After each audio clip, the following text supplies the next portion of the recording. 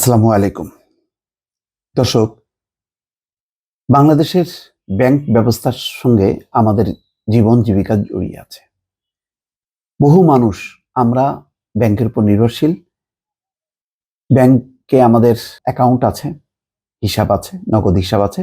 সেখানে আমরা টাকা জমাই, টাকা তুলি এবং টাকা রাখি।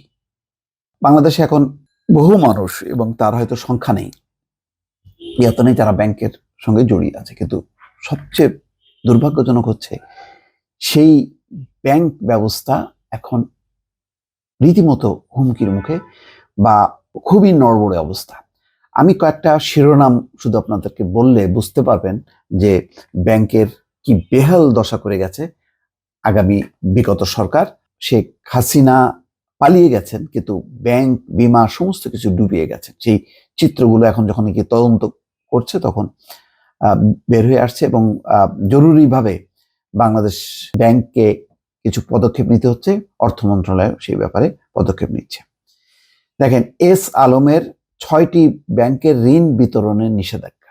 তার মানে এই এত ফল্টি যে এই ব্যাংকগুলো এস আলমের মালিকানাধীন যে ইসলামী ব্যাংকগুলো আছে সবগুলো হলো ফল্টি, ফলে তাদের ঋণ বিতরণে একটা নিষেধাজ্ঞা দিয়েছে।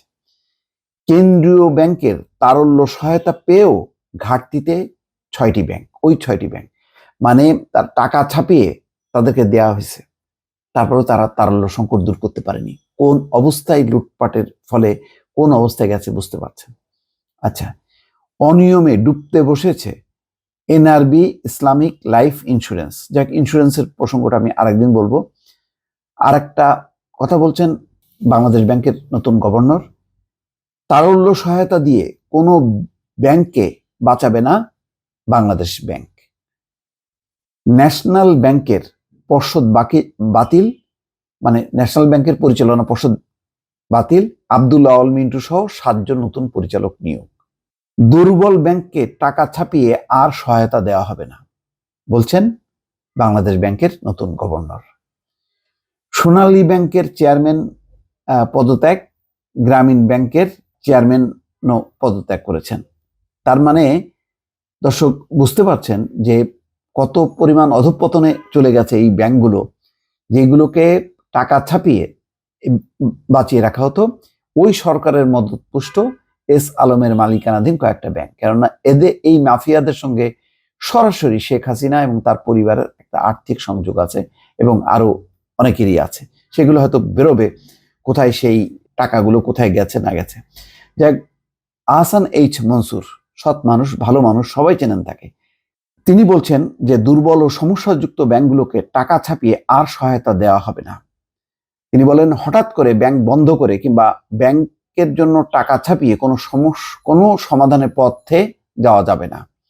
মঙ্গলবার রাজধানীর মতিঝিলে বাংলাদেশ ব্যাংকের প্রধান কার্যালয়ে ব্যবসায়ী নেতাদের সঙ্গে বৈঠকে তিনি এই কথা বলছেন। গভর্নর জানান, 1000 টাকার নোট বাতিলের কোনো পরিকল্পনা তাদের নেই, ফলে এটা নিয়ে যেন গুজব না ছড়ানো হয়। তবে দুর্বল ব্যাংকের পরিচালনা পর্ষদ ভাঙার বিষয়টি তাদের বিবেচনায় রয়েছে। শরিয়া ভিত্তিক ব্যাংকগুলোর দুর্বল পরিস্থিতি ও চলমান অস্থিরতা নিয়ে গভর্নর আহসান এইচ মনসুরকে প্রশ্ন করেন সাংবাদিকরা। এসব বিষয়ে বাংলাদেশ ব্যাংক কি ভাবছে তা জানতে চান। জবাবে বলেন, এতদিন যা হওয়ার তা হয়েছে, এখন ওই ব্যাংকগুলোকে উদ্ধারের প্রক্রিয়া আলাদা হবে। তবে ব্যাংকগুলো থেকে অভিযুক্ত ব্যক্তিরা যেন আর টাকা সরাতে না পারেন সেই উদ্যোগ নেওয়া হয়েছে। পরবর্তী সময়ে ব্যাংকিং কমিশন গঠন হলে দুর্বল ব্যাংকগুলোর সংখ্যা কমিয়ে বা তাদের একীভূত করে সমস্যা সমাধানের উদ্যোগ নিতে হবে। কিন্তু ব্যাংক বন্ধ বা টাকা ছাপিয়ে তার সমাধান করা যাবে না। অর্থাৎ ব্যাংক বন্ধ করেও সমস্যার সমাধান হবে না, আর টাকা ছাপায় সেগুলিকে বাঁচায় রাখা হবে সেটাও করা হবে না। শরিয়া ভিত্তিক ব্যাংকগুলো থেকে গ্রাহকরা আমানত তুলে নিচ্ছে। এই প্রসঙ্গে বলেন, আমানত তুলে নেওয়া আমানতকারীর সার্বভৌম অধিকার।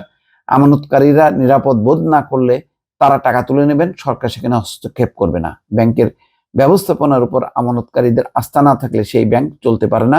সব সময় এমন ব্যাংককে উদ্ধার করতে যাওয়া ঠিক নয়। এই পরিস্থিতির জন্য ওই ব্যাংক কর্তৃপক্ষই দায়ী। তারা নিজ দায়িত্বে এই অবস্থায় নিয়ে গেছে, ফলে আমরা তাদের এখন কোনো সহায়তা দেব না, পরিষ্কার। তারপরে কিছু রদবদল হয়েছে, দেখেছেন যে ন্যাশনাল ব্যাংকে নতুন পরিচালকদের নিয়োগ, এগুলি সব এই সংস্কার করা হচ্ছে ব্যাংকগুলোকে যাতে আবার বাঁচানো যায় এবং টাকা পাচার মন্দ ঋণ বিতরণ এগুলো যেন ঠেকানো যায়। তো দর্শক, যেহেতু এই রিপোর্টটা আপনাদের সামনে আনার উদ্দেশ্য হলো এই যে আপনারা অনেকেরই টাকা আছে বিভিন্ন ব্যাংকে, আমি জানি। তো ফলে কোন ব্যাংকে টাকা রাখবেন, কিভাবে রাখবেন, এগুলি যথেষ্ট চিন্তা ভাবনা করে আপনারা এগোবেন, এটি হচ্ছে আমার পরামর্শ। ভালো থাকবেন। আল্লাহ হাফেজ।